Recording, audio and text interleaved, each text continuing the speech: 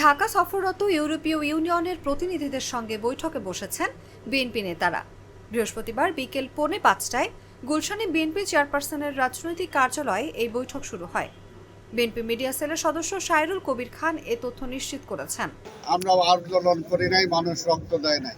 আর এই দেশে আমরা চাই যে এখন এই অবস্থায় কোনোভাবেই আজকের যে ইন্টেরিয়াম গভর্নমেন্ট যেটা আছে এই সরকার ব্যর্থ হোক, সেটা আমরা কোনোভাবেই চাই না।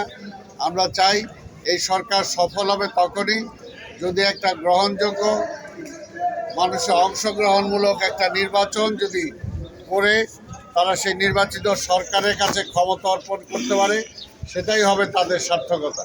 তার ষড়যন্ত্র চলছে। আজকে পরাজিত ফ্যাসিবাদ আবার নতুন করে সারা দেশে অরাজকতার সৃষ্টি করছে, চেষ্টা করছে। আমরা বলবো যে কেউ যাতে সেই অরাজকতায় পা না বাড়ায়, পা না দেয়, দেশটাকে আরেকটা অস্থিতিশীলতার দিকে ঠেলে না দেয়।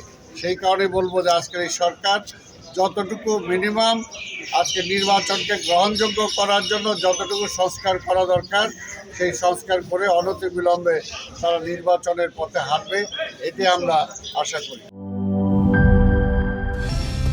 কালার এক্সপার্ট, জর্জ স্যাপ এবং মাইল্ড অন হ্যান্ডস টেকনোলজি সমৃদ্ধ অরিক্স ক্রিস্টাল ওয়াশ আপনার লন্ড্রি এক্সপার্ট।